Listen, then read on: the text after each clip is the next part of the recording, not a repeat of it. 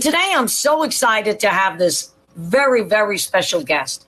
She's the current reigning Miss International World Petite, but she's done so many accomplishments and I think we're going to bring her on and let her explain everything that she's done.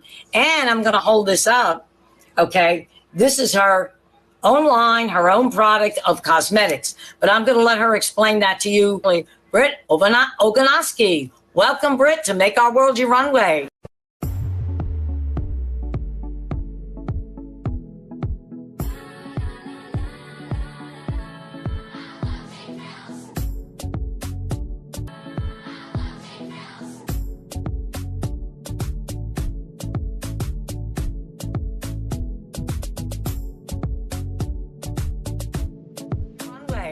Just to give you a story, I had the distinct pleasure of meeting President Clinton back in 1996 when my husband had campaigned for him.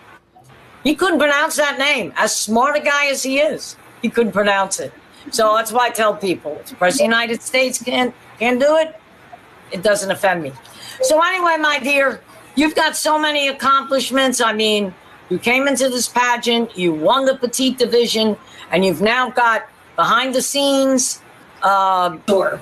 So honestly, you know, I've been thinking about doing makeup for a long time, but what really made me, you know, go for it was actually after our pageant. So we had all those issues with COVID, and it's happening many times backstage where either the makeup artist doesn't show up. Everyone's supposed to be wearing the same makeup. They all come with their own makeup and it's different, or the makeup, you know, it's just not of good quality. Before you go out on stage, your lipstick is already off, you know. So after our pageantry, you know, you were actually the one who kind of pushed it. You know, I came to you and I said, hey, you know, I have this idea. I really love to help your pageant. I'd love to help, you know, the girls on the runway. You know, without you, I probably wouldn't have done it, because you were behind me 100% of the way, and you said, hey, you know what, I'm with you. Let's do this, you know. So that's really how it came about. My company, Very Hard, obviously it's a travel brand. So without travel and COVID, I didn't have sales for almost a year. And, you know, the makeup was, you know, something that just kind of came to mind. I threw it out there, and I've got some really good quality, long lasting, you know, stuff. And, you know, fortunately I've sold out of a lot of it, and I just keep moving forward. And, you know, with the pageant's help, you know, I really don't think that it would be where it is right now if it wasn't for you or the pageant. Well, thank you for saying that. And, you know, as I tell everybody, I did not only come out of the entertainment industry, but 27 and a half years in the cosmetic industry. So as people can tell, I've always got my makeup done. I am a glamour girl. Okay. I came out of New York City. So that helped a little bit.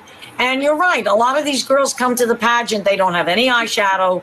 They don't have their eyelashes with them. There's no eyeliner. You get these plain lipsticks. And you go out on stage, and then they see the pictures, and they say to me, oh, I looked washed out. Well, what was the reason why you looked washed out? You had no makeup on, okay? I mean, I can understand, you know, you always need a makeup. You can use a makeup artist to apply it, because applying makeup is not the easiest thing in the world to do, okay? I can tell you the first time I did a makeover on somebody, I almost lost my job. But I learned, okay? And today I consider myself still a pro at it. But you know, even if you have a makeup artist, but you don't have the right colors or the right palette, and everything doesn't match, it's still not going to come on the way it's supposed to. So what you've done with this palette is amazing. As I told you, it's right up there with MAC, Lancome, Lauder, Chanel. So you should be very proud of yourself on that. Thank you. And you know what a lot of people don't know is that the palette is actually made for all skin colors. So, yes, you know, we've got the white. I'll hold it up. So we've got the white, but then we also have like a yellowish tan color here. So that will go as a white on a darker skin, you know, girl or guy or whoever. So all of the colors in here are really just made so that you can literally take this, put this on any girl. They're vegan. You can use the browns as bronzer. You can actually take the powders, use them as blush, use them on your lips, use them on your eyes, use them on your eyebrows, and you really just, you can use the black as the eyeliner. And you can literally just take this, and if need be, here you go. Put it on all your girls. It's long lasting, and you're good. Exactly. You know what? And a lot of people don't realize that. I've even used regular lipstick as a blush. A lot of people think, oh my God, it's a lipstick. I got to use it just for my lips. It's an eyeshadow. I got to use it just on my eyes. It's a blush. I got to use it just on my cheeks. You can mix and match. That's something a lot of people don't know. All right. And years ago, that's the way we actually got trained. But then after a while, as time went on, our training became different, and we realized that we could mix and match. So you're right. You could just give that palette to a girl, and voila, she's there. So, but no, that's great. And we're just going to be so happy to have you as a sponsor to the 2022 Miss International pageant. I think the girls are going to love the products. I mean, some of the girls have already used them and they love them. So yeah, the girls they've been amazing. Yeah, the girls have been amazing. So we talked all about your cosmetic company. Now, I want to talk about your road to the crown, because we interviewed you many years ago, and it kind of worked out, but it didn't work out. But then you came back to us, and look where you've gone. So what was that like for you? I mean, I think it was a difficult road to the crown. So explain to us how you overcame a lot of different things. Sure. So it was a difficult road to the crown, and I feel like that's my story, and it's a great road, even though it was difficult. And I came in, I auditioned in Orlando, I did the live audition, and I wasn't ready. You know, I knew I wanted to do it. I knew that my mom had done it, and I was modeling, and I wanted to be a beauty queen, but at that point, I didn't know what it was to actually be one. You know, I just saw it and I wanted to be it. But when I got there, I'll never forget this moment. Lisa Patel, who, you know, had the United States title, yes, and she actually got the title. She walked in and I said, that's a beauty queen. I said, that's where I need to be. With that confidence, when she walked in there, I said, oh, I didn't get it. And although you're supposed to be confident, you have to be realistic, you know? And I was sitting there and I said, okay, I need time and I need to work on myself, because I need to get there, you know, and I'm not there confidence-wise. I'm not there, you know, you could just see it in her that she was a queen, you know?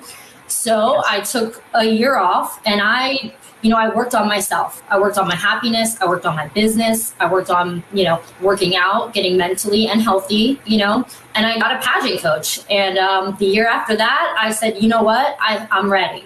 I'm ready, and I'm a queen, and I'm ready to go. So that's when, you know, I contacted you to audition again.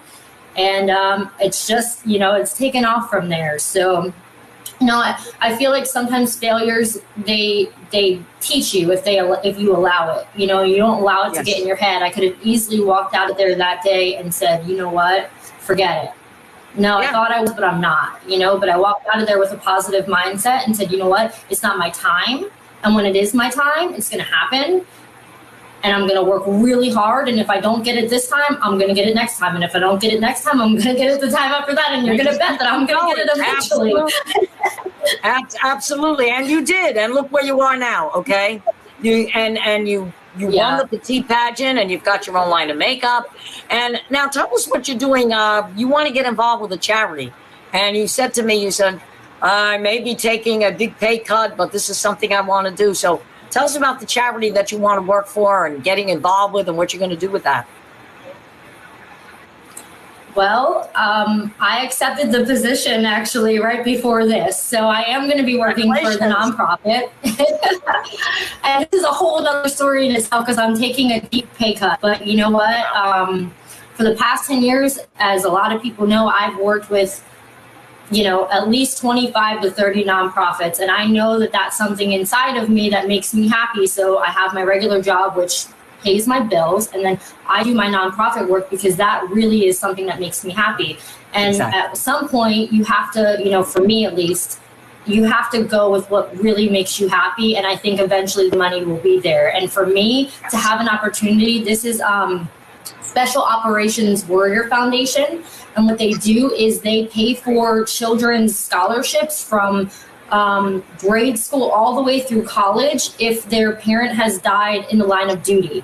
And Wow. it's just a phenomenal nonprofit. They're humble. All the people there are just so nice, and they're on good grounds. They help so many families, not only with scholarship funds, but they help, wounded warriors if they have to go to the hospital. They give the families money. They give them counseling. So, it was like a calling for me. And, I met with you and I had told you, I just don't know what to do. And I woke up one morning and I said, Brittany, this is your life. This is what you stand for, and you don't have to do it on the side anymore. You can do it every single day and help people. So I accepted the position this morning, and I start in April. So I'm really excited. Congratulations on that. And what you're doing is believe it or not, it's a great service to your country too. We could almost say thank you for your service, because there are so many veterans that come back and the Veterans Administration tries as hard as they can, to provide funds and services. But sometimes, even through the federal government, funding can get delayed. In fact, they just found out, and they started something here in Palm Beach County where I am. They actually have teamed up veterans with these beautiful dogs that have actually helped them to get out of the mental illness and get back in the state of mind that they were before they went in service. It's a beautiful project, okay? So I'm very proud of you with that. Congratulations. I mean, you may have taken a big pay cut. But you know what?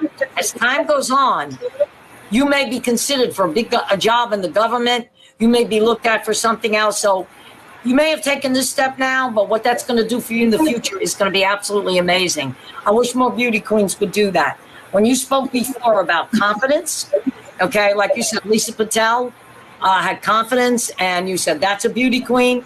Well, I think you surpassed that, because you've not only got confidence of starting your own business, you not only have confidence of being beautiful and have confidence of having that crown and better, but you wear that crown not only on your head, but on your heart. Now you're just taking a big step and doing community service, which you could definitely train a lot of beauty queens now.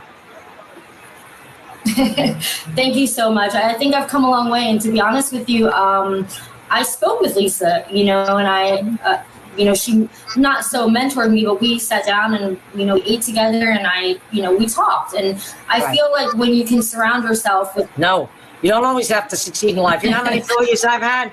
God, I could count them on my hands. But that's what makes us, okay?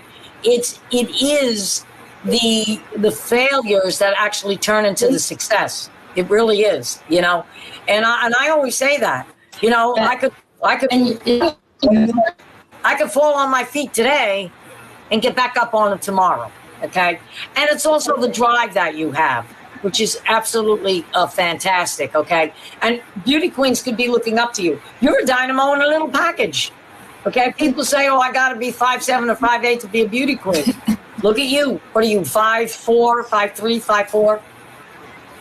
What's your exact height? I'm 5'1". Why do you look so much smaller to me than 5'1"? It must be those heels.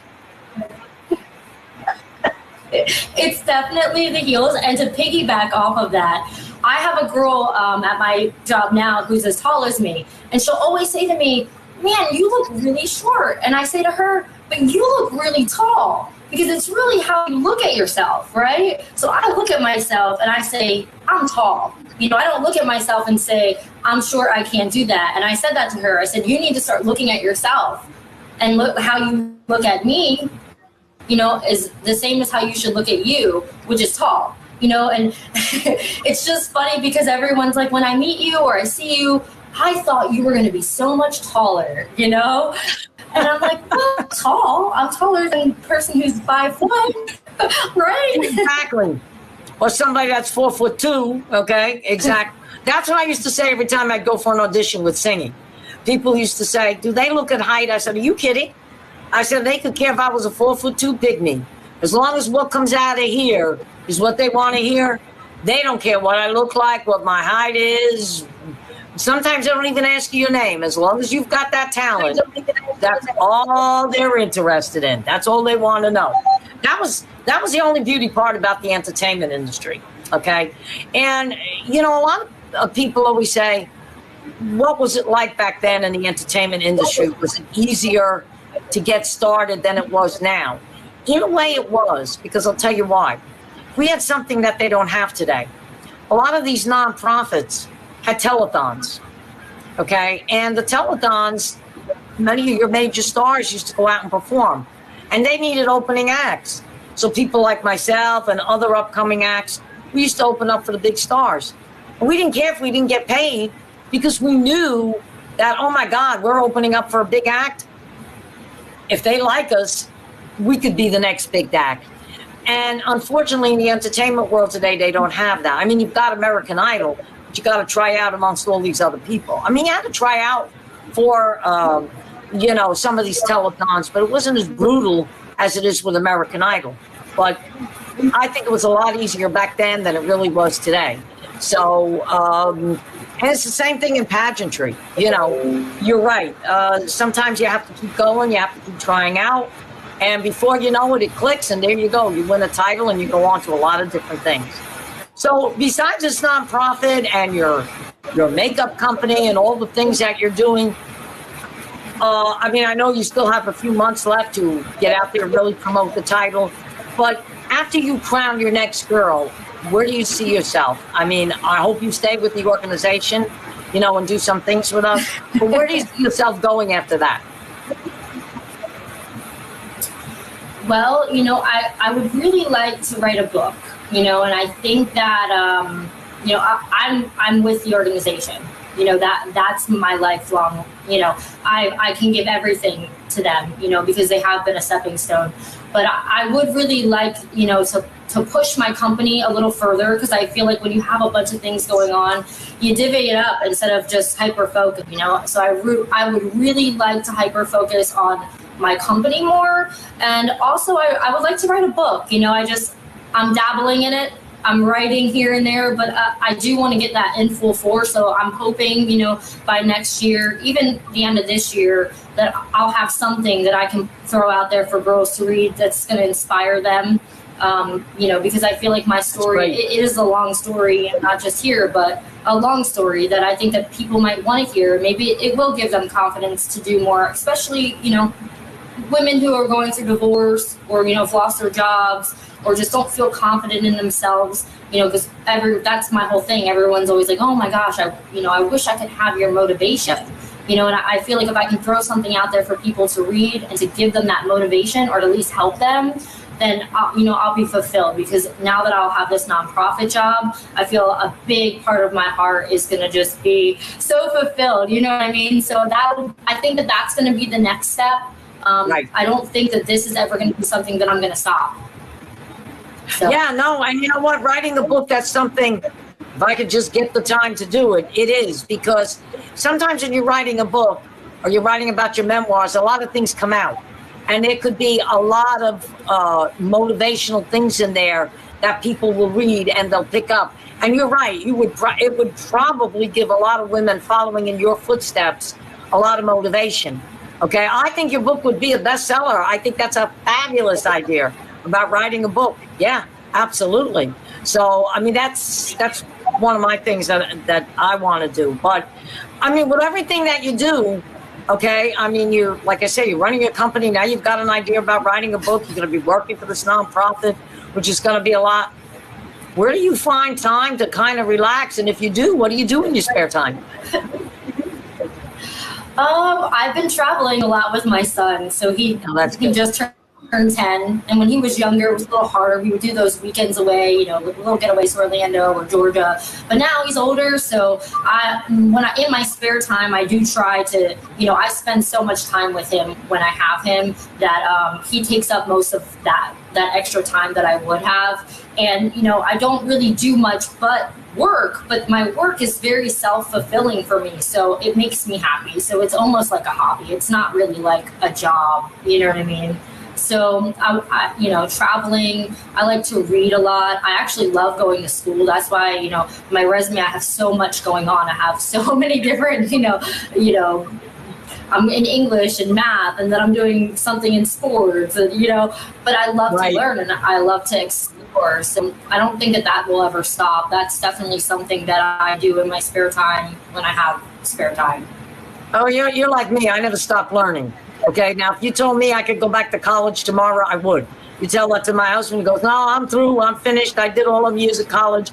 Not going back. That's what he says. Okay. But me, oh, yeah. If you told me, hey, there's something new coming out and it's only a year course, oh, I'd be right there. You know, okay, so tell me where to sign up, you know. But no, Al, he's like, I'm through. He said, I've had enough. So I said, well, Al, I said, I guess school is not in your older future. He said, no way. I laugh about that all the time. But anyway, if you had to do this all over again, would you do it the same or would you make any changes? No, I wouldn't. Honestly, I wouldn't make any changes because I wouldn't have the same experience, you know, and I've learned a lot. I learned a lot about failing, you know, within failing, there's some type of a success, you know, and I don't believe that this. Exactly. You're right. You're 100% correct. You know, people say that to me all the time. Okay. They always say to me, they say, Angela, would you ever change anything? Or I always get the question, if you had to come back as somebody else, who do you want to come back as? I said, you know what? Myself. And people say, why? I said, because am I supposed to change when I was supposed to turn right? Suppose when I was to turn left? Or when I was supposed to go down the middle? I said, no. I said, and if there is reincarnation and I got to come back, I said, let me tell you something. I want to come back as me. I hope I don't come. I said, believe me, I love my cats. I sleep with them every night, but I don't want to come back as anything other than me. That's it. I know all the crazy stuff I've done. And if I have to take this craziness, okay, again, in the next life, I'm going to take it in the next life. I got no problem with that. Now, if you ask my husband who he wants to come back as, okay, I mean, you've seen copies of Playboy magazine, right? On the stands. Well, the old editor, Hugh Hefner, that's who he wants to come back with. I mean, I normally don't say that. When he first said that to me, I said, this is a joke, right? He said, no, look at all the women he was surrounded. And then a very good friend of him said, a friend of his said, wait a minute, Al. He said, your wife's got this pageant. All these beautiful women. He said, yeah, you know, that's a point. He said, you're right. He said, I'm the new Hugh Hefner. He says, I'm a living proof. I got all these beautiful women around me. So I'm glad you ladies are around because you noticed when you were around the other day, he was smiling from ear to ear because he figured he had you, he had me. Everybody was looking at him. He was very happy. So I get that all the time when people say to me, who does Al want to come back? And I said, let's not discuss it. I said, because it's crazy. But anyway, no. And I always say, thank God my husband was a big part of me doing this business because he came out of the modeling world. I mean, before I was talking to you before, don't live with a man that's ever been in telecoms because it's crazy. Okay, I get yelled at every day about how to run the computer. All right. And if he was sitting here right now, I'd be yelling about me for something. I don't know what it is. That's why I said, no, they never slow the internet down. Okay. And, but he started out with Models International in New York, and he had his picture on the billboard of the Holland Tunnel before you went into New York City.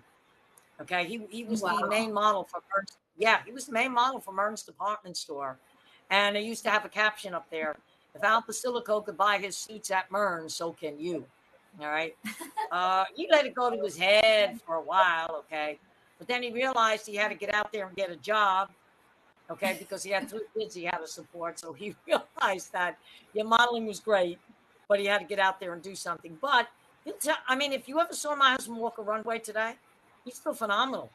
He'll tell you, nah, I don't want to walk the runway.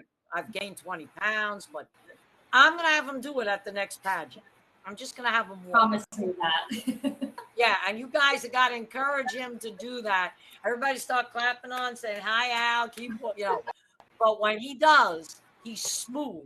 He takes the jacket, throws his behind his shoulder. He does that pivot. I'm like, I said, why don't you want to get out and model? I'm too old. I said, you're never too old. I said, age is only a state of mind. Okay. Now, let me ask you something. Can you guess Al's age? You're right. Can you guess Al's age? Oh, is it going to be mad at me? Wild guess. uh, Anything. Take a wild guess. 64. He's going to love you. Try 70. Yeah. No way. Al is 70. Wow, In fact, okay. yeah, we laugh at this all the time. People come into AutoNation and buy a car, and they'll tell them, well, I'm a lot older than you. This is, well, how old do you think I am? They said, oh, you're no more than 55, 60, or like you said, 64. He goes, yeah, try 70. And they look at him and they go, wait a minute, I'm only 60. You're 70? He goes, yeah, it's not 70. So Wow. he says, Angela, he come in with the white hair and the canes. He says, and there I am still walking around. But anyway, I always say, hey, listen, age is a state of mind. It's only how you feel. And thank God, I said, Al, you still look good. You know, I said, that's why I told him. I said, you should get out model again. I said, they do more mature male modeling. So, but anyway, what advice would you give to our viewers or girls that want to get into this or they're thinking about getting into the pageant? What would be your closing remarks, and what else do you have to tell us? What other accomplishments that you have that you want our audience to know? Sure. So there is something that I've always said when I was younger, the advice that I wish I would have received. And the advice is you stand. And I feel like, you know, in our 20s, we feel like we need to get old real quick and we need to get married and we need to settle down and our, you know, that's right. the dream. And I wish that someone would have said, hey, Brittany, you have so much more time.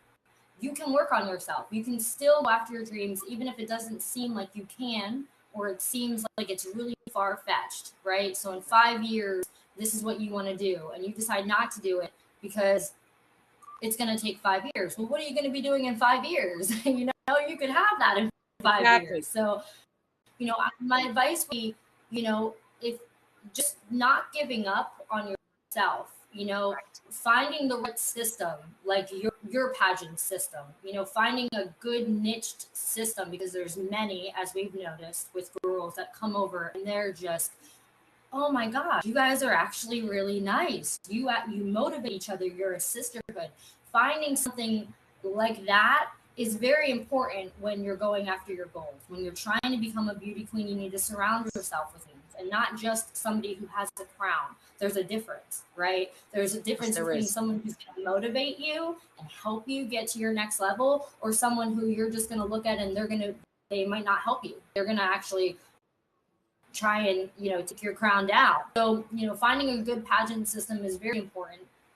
The Miss International World system, I believe, is the best one out there, you know. So, you know, no matter your age, no matter your height, no matter your weight, you are worthy of a crown. You just have to find it within you, find the right people to go to, and you have to go after it. And I feel like it's the advice that I wish that someone would have given to me. So that's the advice that I give to a lot of people. I have, like, you know, I've asked you a few times, hey, you know, how do I get a win? Because girls ask me all the time, I want to be like you. Well, the first initiative is getting in and getting your foot. But what if I fail? Well, then you come back and you try again. You come back again, try again. Exactly. Yeah, exactly. Girls here, Mrs. Mita, you know, I didn't really have this, and I still now, you know, even though other people see it, I still don't have it fully, but she really helped me. Like, you know, hey, yes, you're worthy of this. This is how you do this. You know, you've already failed once, you can do it, you know. And then when you have girls behind you that say, hey, come back. Hey, don't give up. Hey, you right, can do this. I'll help you. Come to my house. I'll help you walk. I'll help you smile. I'll help you talk, you know. Exactly. When you have that and you feel like that, you become that. So right, my advice to anybody who wants to join the pageant industry would be to just keep going. You know, don't let anything stop you. You know, you may be on this track by yourself. I competed by myself. I had not one person at that competition rooting for me, but I had all the queens there rooting for me. Yeah, you had all the queens. And that's, yeah. Exactly. You had all of us, and that's all you, and exactly, that's all you needed. And you know, it's funny you say that. Youth, sometimes everybody wants, when you're in your 20s, oh my God, I got to get married. My life is passing me by. The first time I got married, I was a little too young. So my career was kind of stifled. Had I met Al right from the beginning, oh my God, God only knows where my career would have went, because he was the focus. I was lucky. He was the focus behind me. That's why I have all of this today, because he's the one that actually told me to get involved with all of this. And then a very good friend here from the Global Trade Chamber, Al Otero, also is one of the founders of Miss Latina International, and helped me put together Miss International World and advised me to stay the course. So I was very lucky. I had some wonderful, wonderful people behind me. So I'm like you. I will just tell people in their youth, listen, find out what your goals are, set some goals, you know, talk to people that have been there, try to find some examples of that, but don't deter from anything. Yes, are you going to have some failures? Of course you're going to have some failures, but those failures are going to lead to a success. And if you stay the course, you're going to wind up like yourself, and hopefully somebody will wind up like me. But anyway, my dear, any more closing thoughts that you want to say, or anything else that you want to tell our viewers? Sure. And, you know, this is for the single moms out there that think that they can't do, you know, something besides just work full time.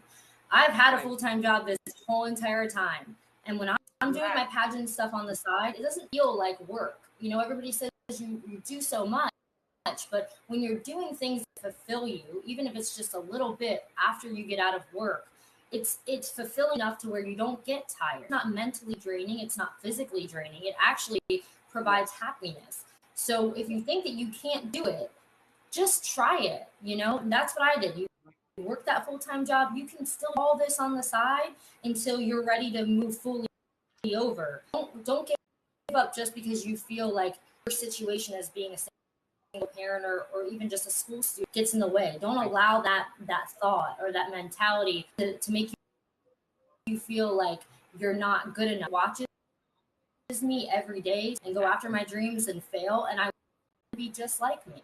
So your kids are going to do the same for you. When you think you don't have time, they're watching you. They're watching you go after your goals, and that's what we could ever have is our children literally living their own dreams while we're living ours, you know? Exactly, which is great. Well, Britt, anyway, I know I want to thank you for being on the show. You can hit me with a broom because I know you had to take off from work and a little bit of internet connection. Oh, no. And I'm always, I'm a stage person. When things start going a little crazy, I'm like, but that's just me. Okay. That's kind of the training that I've had, but you've been absolutely fantastic. So like I say, if you want to hit me with a broom, you can do that. I don't please that easily, believe it or not. But it has been an absolute. I'm not electronics, Angela. It's not my forte. So whenever anything with electronics, and I'm like, oh no, I'm gonna get it, I promise. But it's not that's not my strong spot. It's not electronics, you know. No, and we're actually on a little bit of location today, but it worked out absolutely fantastic. But thank you so much. You're absolutely great. I can't wait to see these makeup products take off, and I am so thrilled to see that you're working with this nonprofit and how that's going to take off. And again, it's been a pleasure, and it'll be very interesting to see who's going to follow in your footsteps as the next Miss International World Petite. So listen, have a great weekend, and you know we're always here for you. Thank you so much. Thank you.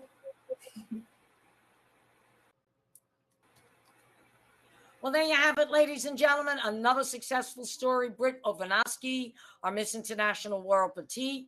And once again, ladies and gentlemen, be sure to tune in every Thursday. You're going to hear some fabulous stories from people from all different type of industries. Once again, thank you so much for joining us on Make Our World Your Runway, and we'll see you again soon.